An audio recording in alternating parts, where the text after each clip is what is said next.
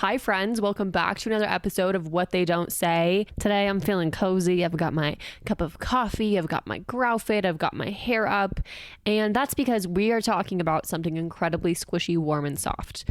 And that is three men who have had a lot of power and a lot of money and who don't know the lesson from Superman. I think it's Superman, the one where it's like great power comes great responsibility.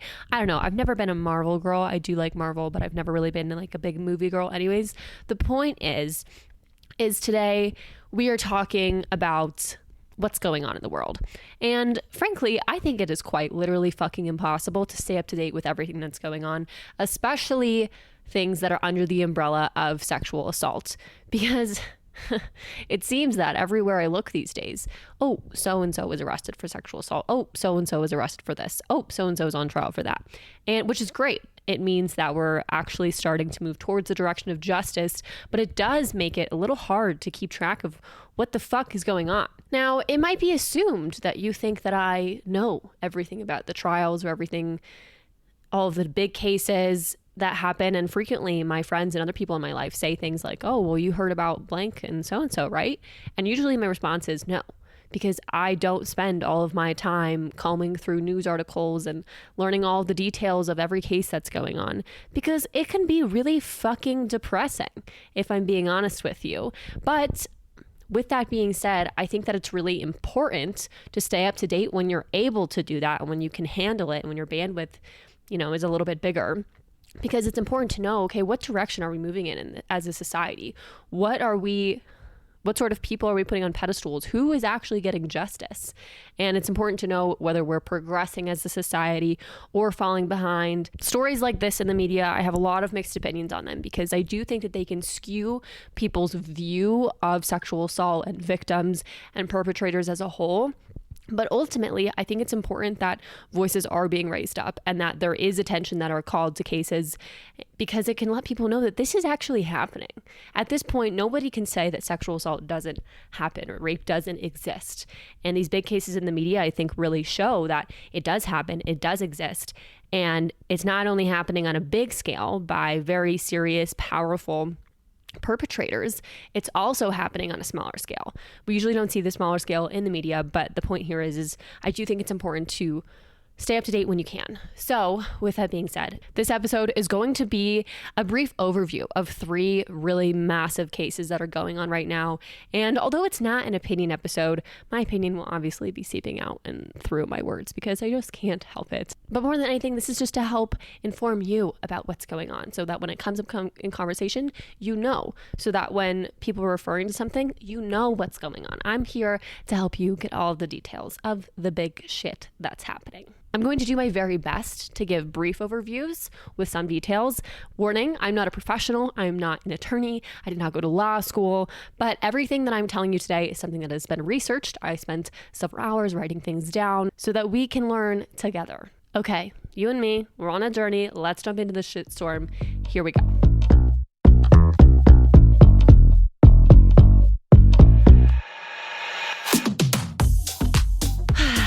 Okay, we're starting with a big fucking whammy. Sean Diddy Combs. At this point, if you have not heard about anything going on with Diddy, I don't blame you, because frankly, it's some pretty nasty shit. But at this point, I don't know what this man has not done. I don't have the time or the knowledge, and neither do you, for me to go into every single piece of this case. But I'm going to list some resources down below for you. But here is the gist. Sean Combs, aka Diddy, which was his stage name. He also liked to be called Puff Daddy, Love, P. Diddy. He should have thrown in pedophile when he was at it with all these little nicknames.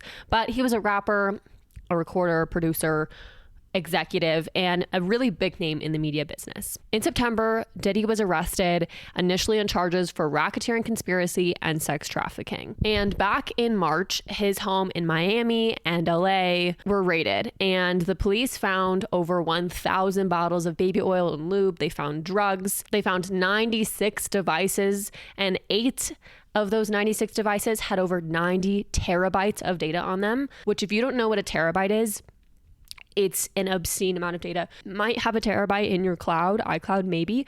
To give you a little bit of knowledge of it, my laptop, I have 2 terabytes on it, and that stores 100 hours of video, I would say, probably more than that. Editing Shannon here, that was a completely false statement that I just said. I Googled it. 2 terabytes equals about 320 hours of HD video. Okay, back to it. But the point is I've had many podcast episodes on it, and it's still not filled up. Wait, that's actually not true. I did have to buy a 5 terabyte drive because my laptop did fill up. But the point is that no average bear would need 90 terabytes of storage. And now this is a federally charged case. And I started to think, what the fuck does that mean? Why is it federal? Why is it not the state? Is it because he has done a lot? Is it because he's caught for a lot of things? No, it's a federally charged case because things happened across state lines. And when things and crimes are taking place, when you are sex trafficking people across the country, it becomes a little bit challenging when it comes to the state by state jurisdiction. So they make it a federal case and they say, don't worry, we're going to go by all the federal jurisdiction instead of going state by state. Now, when he was arrested, there was a big, long indictment that was released. And in this indictment, basically what an indictment means is it's just a formal written accusation saying, hey, we have a lot of evidence and we firmly believe that this person committed crimes A, B, and C. The indictment will demonstrate and show that there is enough evidence to support the charges, meaning we're going to push this case towards trial. So within the indictment, there was many points. It was a very long document, but let me just go over basically what was in the indictment, just kind of the gist. And the indictment, I'd like to note, is directly related to this first arrest and this first set of racketeering sex trafficking charges, this federal case. Overall, this motherfucker, I don't know what, okay, if there was a menu of abuse, like if you just had a menu of abuse, this man bought and did everything on the menu. Sexual abuse, verbal abuse, emotional abuse, physical abuse, it's all in there. He did it all. The next interesting thing in the indictment are these functions, soiree, gatherings, sex parties, which he would call freak-offs. Basically, a freak-off was these sex performance parties where he would organize encounters between victims as well as male sex workers. And these parties would last several days. There would be drinking, there would be drugs, and he would masturbate at these parties. There were orgies, and many of these parties were recorded. And I mean, if you have 90 terabytes of data, they'd have to be recorded. I feel that Diddy is the type of guy who has cameras in every corner of his house, probably in the bathroom, because clearly he was into nasty shit like that. But at these freak-offs, there was a lot of drugs that were involved to either keep people going and partying throughout the few days, or to make it easier to assault and take advantage of them. And this is where the baby oil comes in. So the indictment mentioned that there were 1,000 bottles of baby oil and lubricant found. And I do not believe that this man just said, you know what, let's just stock up. We're having all these orgies and everything. Let's just stock up on the baby oil. Hey, you assistant Sharon, can you go down the street to Costco, get 1,000 bottles? That way we don't have to keep taking trips to it. How frustrating would that be if you're having an orgy of 15 people and then all of a sudden you run out of lube? So let me just get 1,000 bottles on hand. No, I don't think that that's what's going on at all. I don't think that the baby oil would have been mentioned in the indictment had it not served a purpose. We don't know what the purpose is yet, but I believe that the purpose of it was because my theory, and I'm not the only one with this theory, but there may be GHB or Rufalin in the baby oils. Editing Shannon here again. I was saying Rufalin. What I really meant was Rohypnol. I guess I was combining Rohypnol and roofies to make Rufalin. That's not a thing. What I really mean is Rohypnol.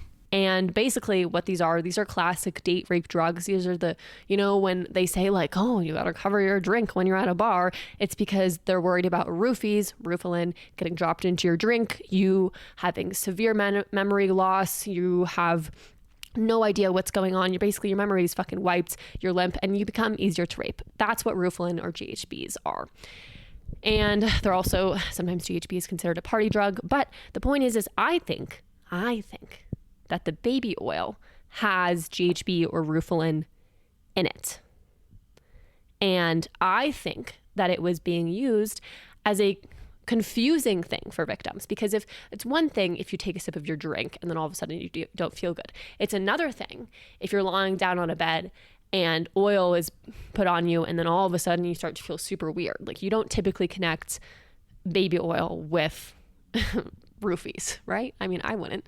But this is a particularly dangerous thing. I mean, all of this is dangerous. There's not any part about this that is safe, but it's particularly dangerous because your skin is your largest organ on your body. And it's a lot less controlled when you have baby oil that has the drug in it instead of just drugging someone's drink. Once again, neither of them are safe. But I do think that you're at a higher risk for death and other like serious injuries if the dose is so much higher. With that being said, there's no proof of this thus far. But it's just a theory, and I imagine that it's going to come out because I do not believe that prosecution would have put that in the indictment had it just been like, oh, there was a great deal at Costco and the coupons were so phenomenal, so I got to stock up. No, I don't believe that that's what it is at all. Okay, next thing in the indictment. So this racketeering, all this stuff. So the indictment alleges that Combs and others he associated with were members of a criminal organization that engaged in several illegal activities, including sex trafficking, forced labor, prostitution, related transportation and coercion, narcotic offenses, kidnapping, arson, bribery, and obstruction of justice. I'm going to need a sip of coffee after that one. And all of those, Combs is accused of leading these sort of criminal operations. So they're saying, hey, we think that Combs got him and all of his buddies and his other business whatevers and gathered them together, and they're committing this large set of crimes and they're doing it together. And this is happening potentially behind the guise of all of Diddy's sort of business enterprises, whether that's Revolt, which is a media company that he co-founded. I believe that he also had something called Love Entertainment. But these are big franchises that he can kind of hide behind and commit crimes within. Now, there was that, and there's also something. So Diddy's ex-girlfriend, Cassandra Ventura, there was a video that surfaced recently from 2016 where Diddy basically just beats the absolute living shit out of Cassandra. And I think I could be wrong on this.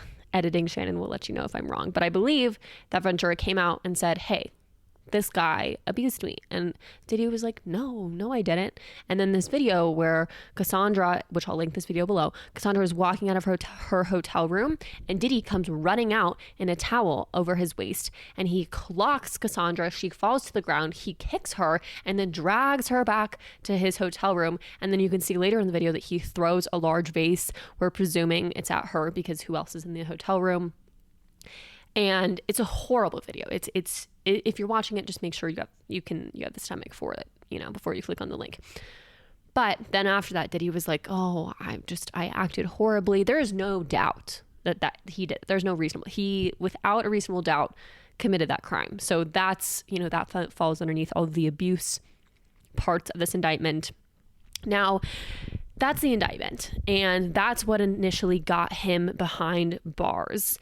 And while he's been behind bars, he's been saying, him and his defense team say that they want the trial to happen as soon as possible because Diddy wants to get up on the stand. This man is so confident that he wants to go up on the stand and testify. Do you know how insane that is? He must be delusional. Well, clearly he is. But he's been in jail and he wants to get out of jail. And he's even posted a $50 million bail package and it's been denied twice. The judges were like, yeah, no, we don't think that you should be on house arrest because we think that your ass is going to flee to a country that we've never heard of the second that we let you out of jail. So his defense team has applied. I think it's called an appeal, has appealed for a third time for bail with his $50 million bail package. But it's a new judge. We don't know what's going to happen. We'll see. I'm sure it'll come out within the next few days. Now, the final thing that I'm going to say on Diddy is that since he's been in jail, there's a firm from Houston who has had an insane amount of reports, and they have 120 other people who are not a part of the indictment who want to file charges for sexual misconduct. And I believe it's around 25 of those 120 who were under the age of 18 when Diddy assaulted them. So now, defense was originally saying, they've gotten a lot quieter. There was a gag order that was put out. But originally, defense was saying, there's nothing wrong with having a freak off, if we're all just consenting adults, gang banging one another, orgies. Sorry, mom, this isn't my words. This is what Diddy. Okay, this is defense. There's nothing wrong with doing any of that, right? Sorry, defense team. It actually does become an issue, and you can't say that these events are consensual if children are involved, because children can't consent.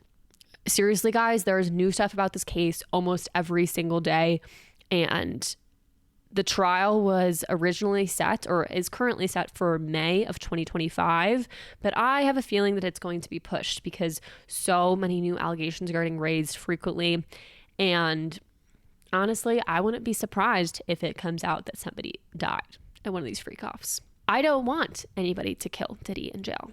I want Diddy to have a day in court. I want all of the victims who he has put them through horrible, horrible shit. I want them to have their day in court. I want them to be able to speak their piece and stand there in front of Diddy and force him to listen to everything and make him suffer through all of that. And I'm a little scared that somebody's going to murder him in jail, because people, even the criminals, they've got a code. They do not fuck with the child rapist or the rapist or sexual misconduct, sex trafficking. They do not fuck with that. But even though Diddy is very afraid in jail right now, understandably so, as he should be, I don't feel bad for him. I know he's afraid to eat because he thinks he's going to get poisoned. But even though all of that, I don't want him to be murdered. I want him to go to trial. I want all of this to go to trial. Everyone who has been victimized by him deserves that. I'm just saying I'm a little scared. I'm just scared that it might happen. Okay, moving along. With all this Diddy stuff, you're probably thinking, hey, what happened? What about that boy Harvey? What about Harvey Weinstein? What's been going on with that case? Because that was the big thing. And then it disappeared. So once again, if you've been living under a rock, allow me to lift that rock up and enlighten you. Why do I feel like that was just something they would say in church? Like, Lord Jesus is going to come. He's going to lift that burden off of you and he's going to brighten you. Anyways, that's what's happening. I'm enlightening you about this fucking case. So in 2020, Harvey Weinstein was convicted of first-degree sexual assault and third-degree rape, and he was sentenced to 23 years. Now, this was a big deal. This was like right around the time of the Me Too movement, and everyone was saying, hey, look, we finally got the bastard. He's been assaulting people for years, and he's going to be put away for 23. Not enough, but at least we're getting a little bit of justice. Well, earlier this year, that 2020 conviction was actually overturned by the New York Court of Appeals because they found egregious, improper rulings, because they allowed testimony from women who weren't a part of the case during that 2020 trial. So basically what happened in plain Jane terms, there were women who were allowed to testify who weren't on the charge list, and they were able to go and be on the stand and say, listen to all of this egregious behavior that Harvey Weinstein has done to me, but it's not on the charge list. But here I'm gonna go up there and I'm gonna tell you all of this. And prosecution had them do this because it's basically saying, hey, look, like this man has a pattern, like this establishes a pattern. And although this behavior is not on trial and it's completely alleged, I believe them, obviously, but just, bear with me. Although this might be alleged behavior, it's here to demonstrate that Harvey Weinstein has a pattern and he's a bad guy. He's a scumbag. Look, if he did all this other shit, then he obviously assaulted these other women and raped them too. Well, New York is like, yeah, no, we don't like that shit. So we're going to appeal this. And even though the appeal doesn't necessarily mean that New York doesn't think he's guilty, it just means that they don't believe he had a fair trial. So this is a technicality. And a technicality that has a serious amount of consequences, in my opinion. I digress. Yeah, so New York is like, yeah, it's not cool to show other alleged bad behavior examples in court that are unrelated to the actual complainants. They feel that this destroys character and doesn't really shed light on the defendant's credibility in an appropriate or fair way. So this part, the technicality, really fucking got to me for a number of reasons, but one of the biggest ones is because this happened in Lauren and I's trial. We had 3 complainants, and there was 2 other women who were not considered complainants, who weren't on the charge list, who still testified, and under their like quote unquote alleged sexual misconduct that this guy committed against them. I say alleged, once again, I believe them. I'm just trying to use proper terms here, okay? Now the defense fought tooth and nail and felt this was incredibly unfair, but ultimately this was allowed in our court. And we had 5 total people that testified, where 3 of them were ones with complainant. We had 5 people testify, where 3 of them were complainants and 2 of them were not, which I think is quite interesting. But that made me think, well, why was it allowed here in Colorado, but it wasn't allowed in New York? Is there something that is different there? And the answer is yes, there is something different. There is a rule. The rule is called the Molyneux rule, and that's Molyneux, Molineux rule. And I don't know if I'm pronouncing that right, but the point is that this rule is over 100 years old. Let me share the backstory. And this rule is only enacted in New York. I'm pretty sure from what I researched, it's a New York thing. It's not an anywhere else thing. There might be other rules that are similar, but in New York, it's the Molyneux rule. So back in the 1800s, there was a guy named Molyneux, and he had a feud with some other guy who we are going to call Billy. And Molyneux was accused of mailing Billy a poison, hoping to kill him. Well, he mails this poison, and the poison actually ended up killing somebody else. And prosecution during the trial tried to introduce evidence saying, well, Molyneux previously had a feud with somebody else, and he killed them with poison. So, he killed this other guy the exact same way as we think that he killed this one. Therefore, this is proof of, well, he did it this other time, so he must be guilty now. And after all of that, New York put this rule into place saying, hey, you can't just start introducing other bad stuff to the case and then be like, well, he's a scumbag. And because he was a scumbag before, he must be a scumbag now, when they are not both technical charges on the charge list. So in Weinstein's case, you can't prove that they're saying that you can't prove that he broke the law by accusing him of breaking the law some other time. Now, in that 2020 trial, Weinstein did not testify. He did not go up on the stand. They are not required to go up on the stand. I think that's a common misconception. They don't have to go up on the stand. It is not required. But he allegedly, the defense said that he was going to testify. But when all this extra evidence was being introduced, they didn't want him to be cross-examined on charges that were not on the charge list. And so therefore he didn't testify. And that was another reason why he felt like he didn't get a fair trial in 2020. Well, don't worry though, even though this was overturned, he was accused of rape in 2022 in California, where he was sentenced to 16 years. Of course, attorneys have filed an appeal for that as well, but he's still in jail even though this New York case was overturned. With that being said, you might be thinking, okay, well, it's been overturned. Now what? What is it? What does that mean? It's been overturned. Well, they're going to do a retrial, which basically means that they're going to do another trial in New York. They're going to call back all the victims and the witnesses, and they're going to do it again, which I cannot imagine how traumatizing that would be for the victims that are a part of this. That is so insane that they have gone through this horrible process. They went through years of abuse. Then they went through years of trying to get this to go to trial. They went to trial. They suffered. They went up on the stand. They said their piece, which is so hard and so brave and insanely emotionally draining. And then they had to go with the aftermath of just healing, because guess what? Just because your accuser goes to jail doesn't mean that you feel great all of a sudden. It doesn't get rid of the assault, but they've gone through all of that and they think it's okay. And then 4 years later, holy fuck, I have to do it again. And I don't know this answer, but something I was thinking about is, what happens if you have a different testimony than what you had 4 years ago? Because in my case, I specifically didn't do a certain type of therapy. I didn't do EMDR therapy because my therapist wanted me to go up on the stand and be as fresh as possible. And then after trial, I did EMDR therapy and I was able to heal from the new trauma, I was able to heal from the trauma in a new way. And what if all of these people have really moved on in their life and they have to go back and try to remember all of that? I don't know. That's just a whole new thing. Originally, this retrial date was set for November of this year, of 2024. But in September, a new victim, came forward accusing him of assault. So prosecution filed a motion saying, hey, can we just like consolidate? Like, they're all assault. This man has done it all. Can we just consolidate these trials and do the retrial and add this other woman to the charge list and just kind of combine them to save time? And this motion was granted. So these trials will be consolidated and the date has been pushed back. So it's not going to take place in November. It's looking like earlier 2025. But this is also a New York case. So, it is interesting.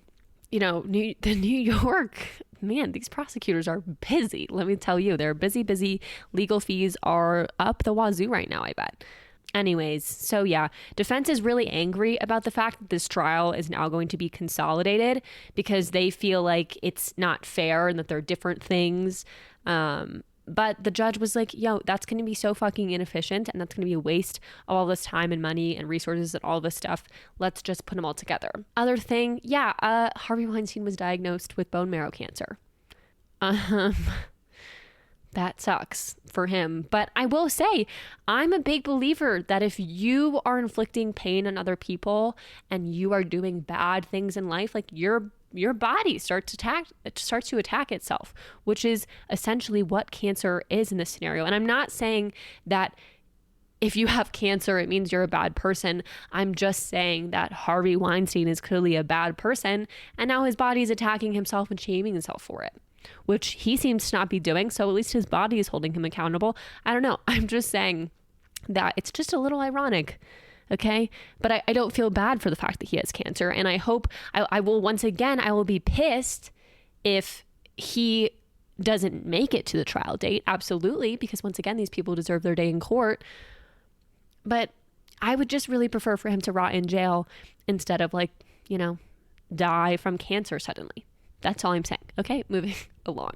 Our last man of today, another one with a name that seems to sound similar to other names. So let's see. We have P. Diddy.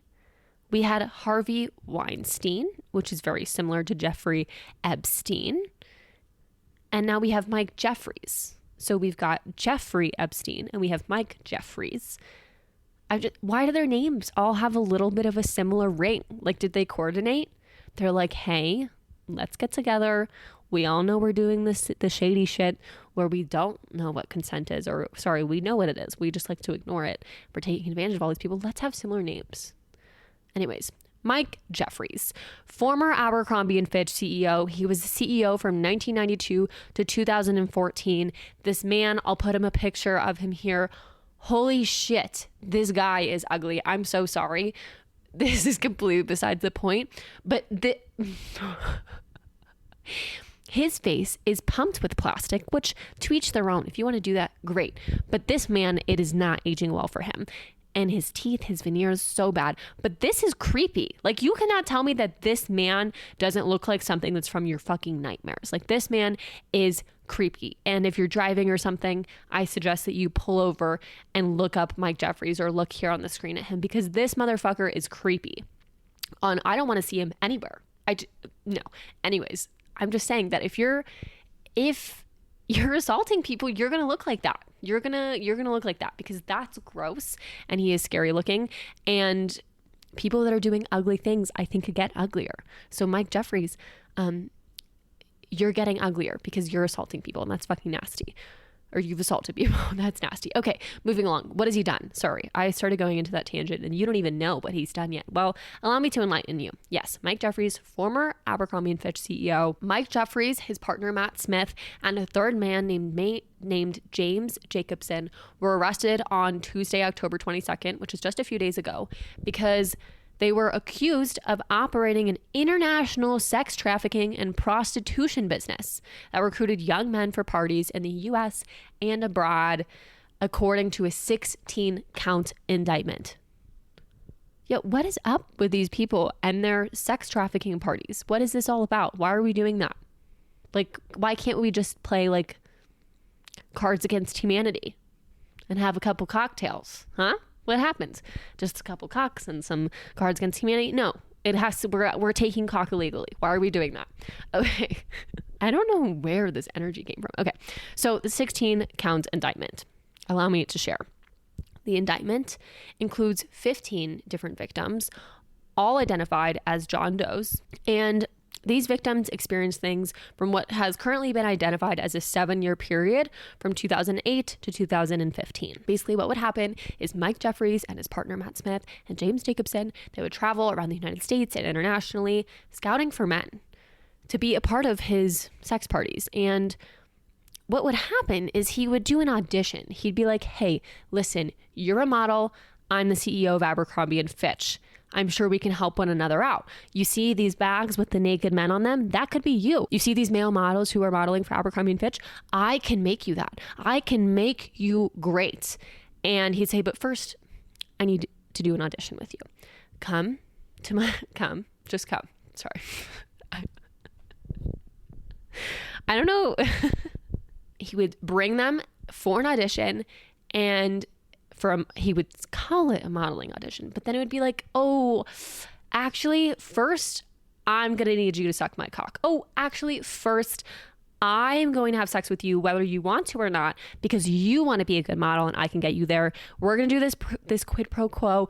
Nobody will have to know. It'll just be between us, and I'm going to make you great. That is what this man did. And so he dangled this incentive of an incredible modeling opportunity for Abercrombie & Fitch in front of these young men's eyes and said, you can achieve your dreams. I just need you to do this one thing.